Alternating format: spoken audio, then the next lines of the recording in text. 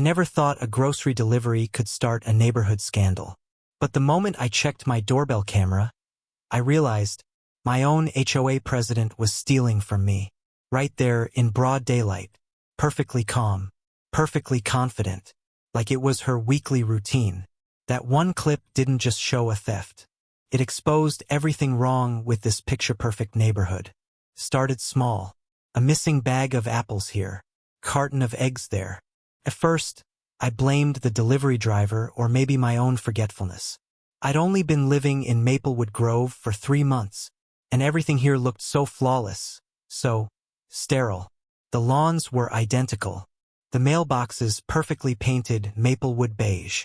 Even the birds seemed trained to chirp at regulation hours. The HOA, led by one woman, Diane Whitmore, kept it that way. She was polite on the surface, but her smile had edges. You couldn't miss Diane. Her blonde bob never moved, even in wind. Her voice carried like a sermon, and she spoke in bylaws. The first week I moved in, she dropped off a binder of neighborhood rules. No visible garbage cans. No holiday lights past January 2nd. No lawn taller than 2.5 inches. I remember joking, "You run this place like an army." She smiled sweetly. "Oh, we prefer the term community standard." I should have known right then. One Tuesday afternoon, I was deep in a video call. My phone buzzed. A notification from the delivery app. "Your groceries have been delivered."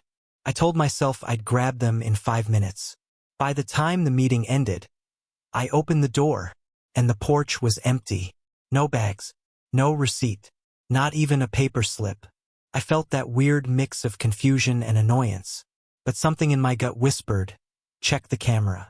The footage was crystal clear. There she was, a woman in oversized sunglasses and a floral visor, creeping up the walkway. She looked around, once to the left, once to the right, then crouched, grabbed both grocery bags, and walked away with the confidence of someone who'd done it before. When she turned her head slightly toward the lens, the sunlight caught her face just enough. It was Diane, my HOA president.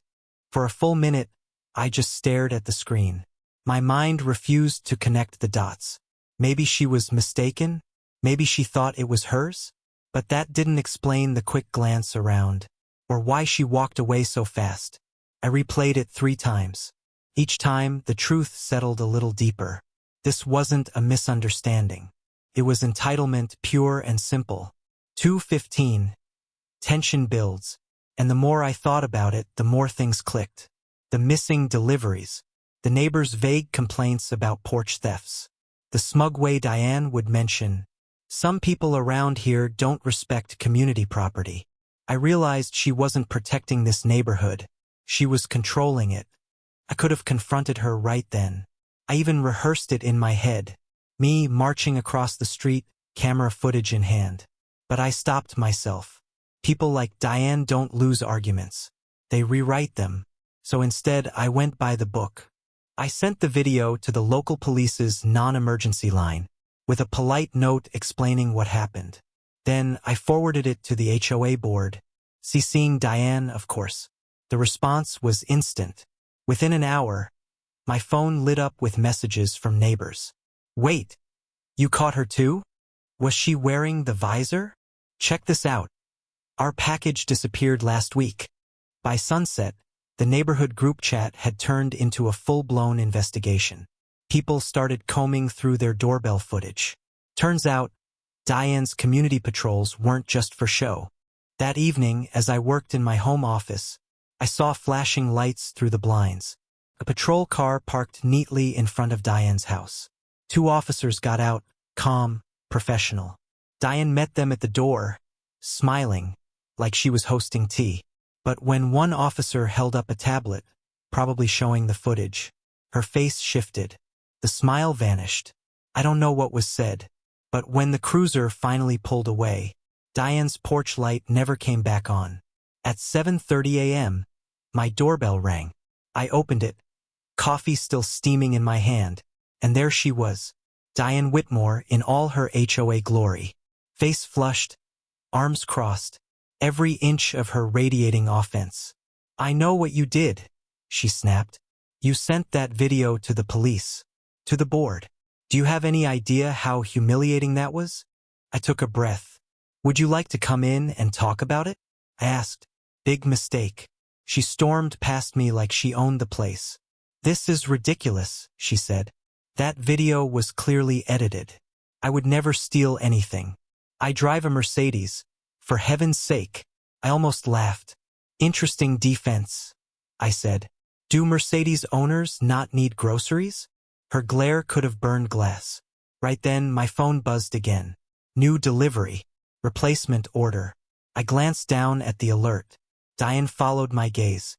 Her eyes flicked wide, then narrowed. That fake smile slid back on her face. I'll be right back, she said lightly. Just remembered something in my car. She turned toward the door, and I followed. Quietly. Outside, I saw her bend down, again, hands closing around my brand new grocery bags. The delivery driver was still in the driveway, just getting back into their car.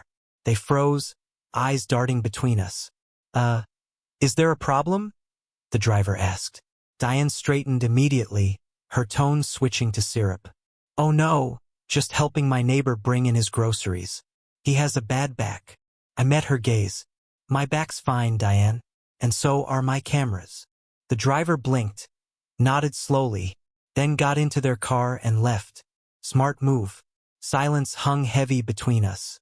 And then, like the universe was done playing games, a police cruiser rolled up to the curb. Same two officers. Same calm expressions. Mrs. Whitmore, one said. We have a few follow-up questions. The look on her face said everything. Shock, fear, then the inevitable denial. I didn't follow them in. But later, my neighbor across the street told me everything. The moment they entered Diane's immaculate colonial, the illusion shattered. The kitchen counters were stacked with grocery bags, not hers, each labeled with other people's names and addresses. My organic apples, my oat milk, the Johnson steaks, the corner couple's medication.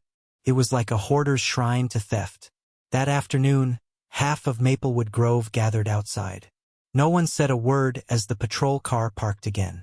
Diane stepped out, still dressed like she was attending a brunch. Pearls, pressed blouse, heels clicking against the pavement. She shouted, "This is a misunderstanding. I've done more for this neighborhood than any of you." No one answered. Silence can be brutal when it's deserved. Word spread fast. Local Facebook groups, neighborhood chat threads. By evening, everyone knew. The HOA called an emergency meeting without her. For the first time, the group actually laughed together. One of the board members said, "Ironic, isn't it? The woman obsessed with order was our biggest thief." 2 weeks later, Diane stood before a judge. The list of charges sounded longer than her HOA bylaws. Multiple counts of petty theft. One involving prescription medication, making it a more serious offense. She was ordered to pay restitution to every victim, over $2,000 total, and complete 100 hours of community service. The irony?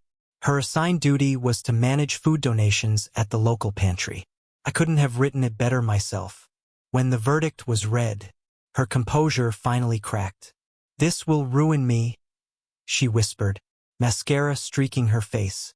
"My clients will find out. My reputation." The judge didn't flinch. "Perhaps," she said. "You should have considered that before taking what wasn't yours." Those words hit the courtroom like a gavel strike before the gavel even fell. A week later, her house went quiet. No porch decorations. No HOA reminders about trash bins or grass height.